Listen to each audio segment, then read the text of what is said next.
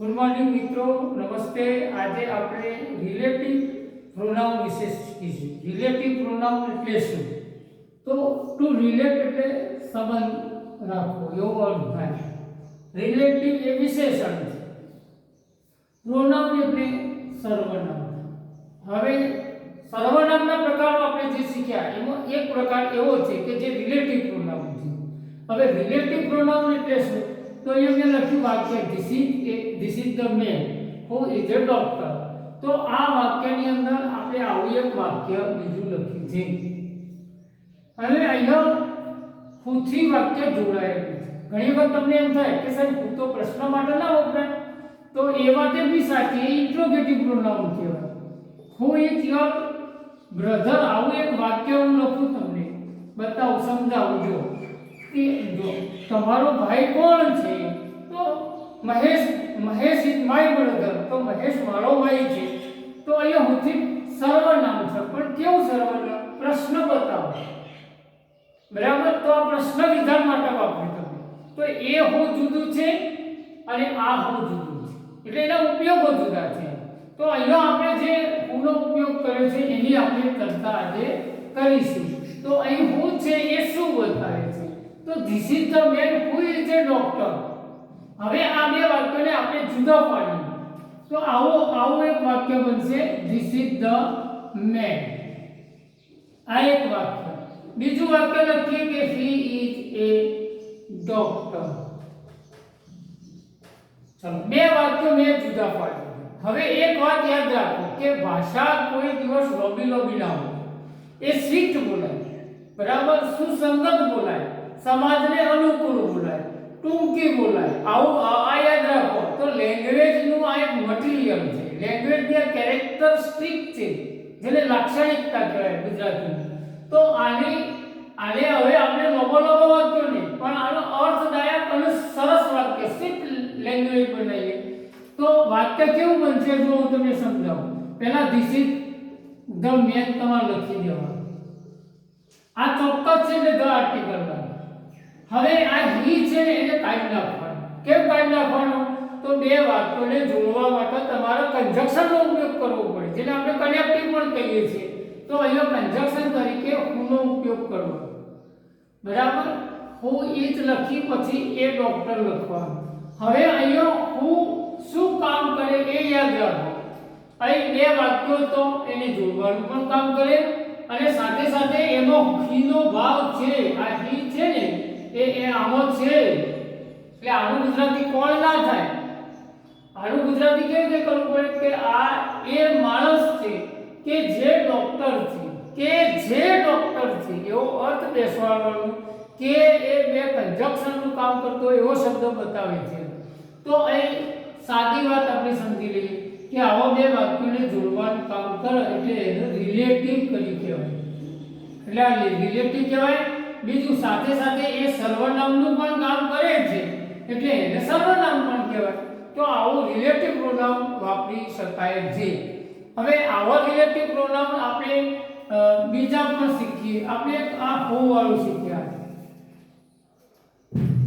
જો બીજું એક વાક્ય લઈએ કે this is the boy, this is the boy.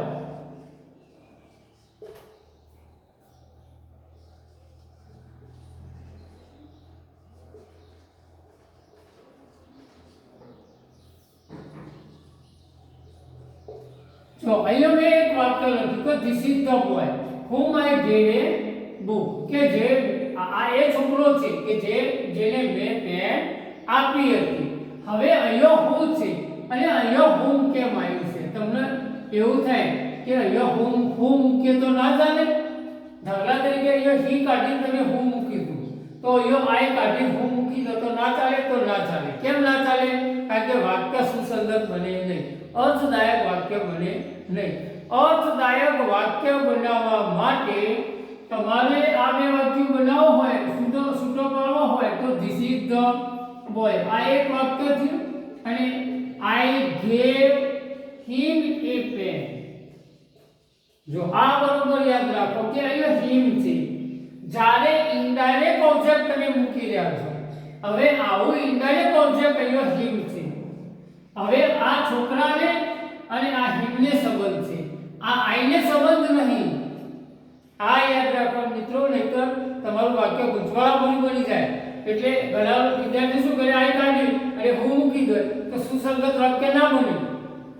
બરાબર, અર્થદાયક વાક્ય ના બને. અર્થદાયક વાક્ય બનાવવા માટે આમાંથી યોગ્ય સર્વનામ કાઢી નાખવું પડે. પહેલા આ કાઢી નાખો, પછી તમારે અહીંયા હુમનો ઉપયોગ કરવો પડે. એટલે અહીંયા તમે આ એ છોકરો છે કે જેને મેં પેન આપી, જેને મેં પેન આપી, તો અહીંયા હિમ કાઢી નાખી અને તમે હું મૂકી શકો છો. હવે ત્રીજું એક વાક્ય આપણે લખીએ.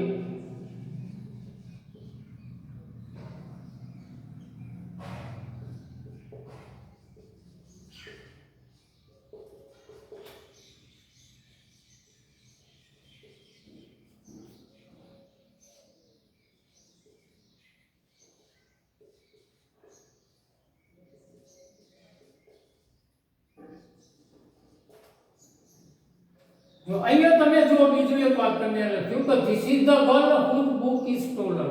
આ એ છોકરી છે કે જેનું પુસ્તક ખોવાયું છે.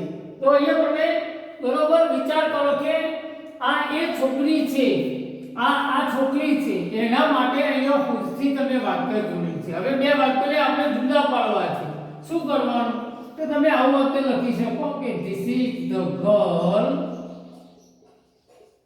અને પછી her book is stolen.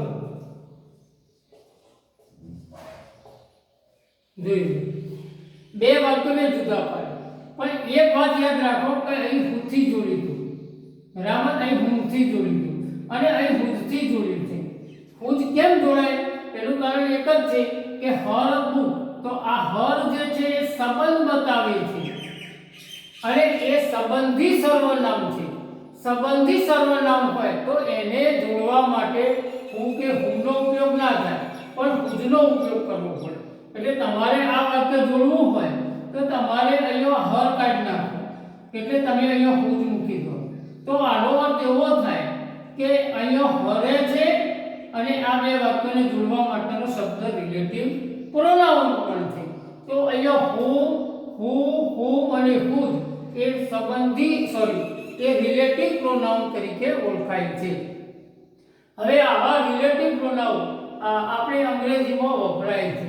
મિત્રો, કોઈ પણ વાક્ય બનાવો તો ખૂબ ધ્યાન રાખી બનાવવાનું, કારણ કે બનાવતી વખતે જો કર્તાથી જ જોડવાનું હોય તો જ હું મુકાય, કર્મથી જોડવાનું હોય તો હું મુકાય, અને સંબંધી સર્વનામથી જો જોડવાનું હોય તો તમારે હું જ મૂકવું પડે છે.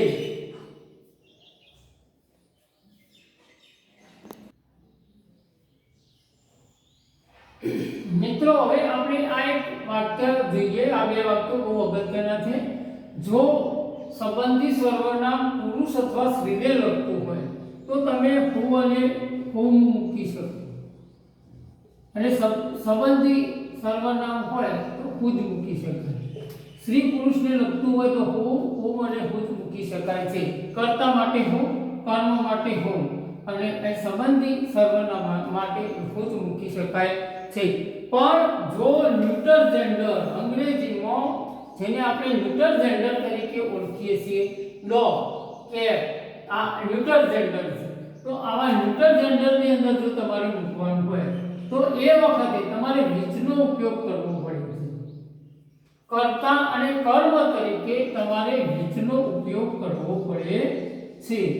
બરાબર, સંબંધી સર્વનામ હોય તો ઓફ વિચનો ઉપયોગ કરવો, અને હુજ પણ એમાં વાપરી શકાય, પણ આનો બહુ ઉપયોગ આપણે કરતા નથી. પણ વિચ અને આ વિચનો ઉપયોગ ખાસ થાય છે. તો this is the dog which has a long tail. આ એ કૂતરો છે કે જેને લોંબી પૂંછડી છે. હવે એ બે વાક્યોને જુદા કરવા છે તો તમે વિચ કાઢી નાખો. બરાબર, અહીં જો આ થઈ ગયું વાક્ય, બે વાક્યો જુદા પડી જાય. હવે વિચ એક કોણ, જો તમે કર્તા તરીકે જેમ પુરુષ સ્ત્રી માટે હું વાપરતા હતા એમ અહીંયા તમારે શું કરવાનું? વિચનો ઉપયોગ કરવાનો. એટલે વિચ હેઝ એ લોંગ એટલે which વાપરી શકાય છે. હવે આ બીજું વાક્ય જુઓ. અહીં કર્મ તરીકે which નો ઉપયોગ છે. જો this is the cat. હવે હું એક વાક્ય લખું કે this is the cat. આ એક વાક્ય લખું. બીજું વાક્ય લખું કે I offered a bread. હવે એક કૂતરો છે અને મેં એને રોટલી નાખી. તો જો અહીંયા I offered a bread, તો અહીંયા it મૂકવું પડે તમારે. એ bread. જો અહીં it કેમ આવે તો આપણે કોઈ પેલામાં him મૂકતા હતા અને એ કાઢી નાખી અને whoનો ઉપયોગ કરતા હતા. તો એ અહીં બિલાડીને લગતું સર્વનામ કહ્યું તો it છે. તો અહીં કાઢી નાખો અને અહીંયા તમારે શું કરવાનું? which થી જોડી કાઢવાનું. તો આ વાક્ય સાચું થઈ જાય. તો તમે યાદ રાખો કે કર્તા તરીકે જો તમારે વાપરવાનું હોય તો which વપરાય. કર્મ તરીકે જો તમારે વાપરવાનું હોય તો પણ which વાપરી શકાય છે. એટલે આ ખાસ યાદ રાખજો મિત્રો. અહીં it મૂકવું પડે અને એ it જે છે એ which નું કામ કરે છે. which જે છે એ રિલેટિવ પ્રોનાઉન છે અને એમાં it છે. આમાં પણ it છે પણ આ કર્તા તરીકે it છે અને આ કર્મ તરીકે it છે. એટલે આ રીતે which ના ઉપયોગમાં તમે આનો ઉપયોગ કરી શકો છો.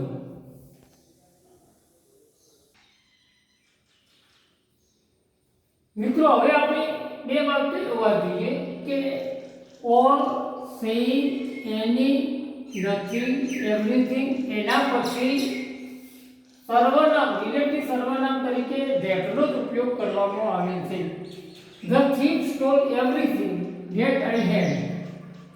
જો I had અહીં ખાલી જગ્યામાં આપણે એ વસ્તુનું નામ લખી દઈએ કે ચોક્કસ નહીં એટલે નહીં લખીએ પણ એ વસ્તુ આપણે them, I had them, તો આ જે વસ્તુઓ હતી એને કાઢી નાખી અને એ એવરીથિંગ છે એટલે અહીંયા that થી જોડાણ કરી શકાય. એટલે આવી વસ્તુ હોય ત્યારે એવરીથિંગ. જો અહીં all, saying, જો મેં કોઈ all લખ્યું છે all that glitter is not gold. ચાલ આ કહેવત છે અંગ્રેજીમાં કે અને ગુજરાતી આવું થાય કે ચળકે એટલું સોનું હતું નથી. એટલે છેતરાવું નહીં. આપણે એમ લાગે કે આ ચળકાટ મારે તો સોનું જશે તો એવું માની લેવાની જરૂર નથી. આવું આનું ગુજરાતી ભાવાર્થ થાય પણ અહીંયા all છે એટલે આપણે that નો ઉપયોગ કરી શકીએ. એટલે that જ વપરાય. પછી આવું સુપરલેટિવ ડિગ્રી નું વાક્ય છે કે Reena is the cleverest girl. that I know. Reena ખૂબ હોશિયાર છોકરી છે જેને હું ઓળખું છું. તો અહીંયા સુપરલેટિવ ડિગ્રીનો જો નું રૂપ હોય તો અહીંયા that થી વાક્ય જોડવામાં આવે છે. સામાન્ય રીતે ગર્લ છે એટલે વખત તમે શું મૂકવાના? whom મૂકી શકાય પણ whomની જગ્યાએ that નો પ્રયોગ કરવો. એટલે ટૂંકમાં આપણે એમ કહીએ કે all, saying, any, nothing અને everything હોય તો વાક્યની અંદર તમારે that નો ઉપયોગ કરવાનો રિલેટિવ પ્રોનાઉન તરીકે. હવે મિત્રો આપણે આ ચેપ્ટરની અંદર who, whom, whose, which અને that નો ઉપયોગ આપણે શીખ્યા. આ રિલેટિવ પ્રોનાઉન તરીકે વપરાય છે. આનાથી બનતા જે વાક્યો હોય છે એ એડજેક્ટિવ ક્લોઝના હોય છે. એટલે જ્યારે આપણે એડજેક્ટિવ ક્લોઝ શીખીએ એટલે આ જ વાક્ય વાપરી શકાય. એડજેક્ટિવ ક્લોઝનો મતલબ થાય કે આ નામ છે અને એના પછી આવું એક વાક્ય છે એ આ નામના અર્થમાં વધારો કરે છે. એટલે અંગ્રેજીમાં એને એડજેક્ટિવ ક્લોઝ પણ કહે છે. એટલે એ વખતે પણ તમારે આવો રિલેટિવ પ્રોનાઉનનો ઉપયોગ કરવો પડે છે. મિત્રો આપણે આ ચેપ્ટર પૂરું કરીએ. તમે તમારા મિત્રોમાં આ વિડીયોને શેર કરજો, લાઈક કરજો, બરાબર, અને ચેનલને સબસ્ક્રાઇબ કરજો. Thank you very much.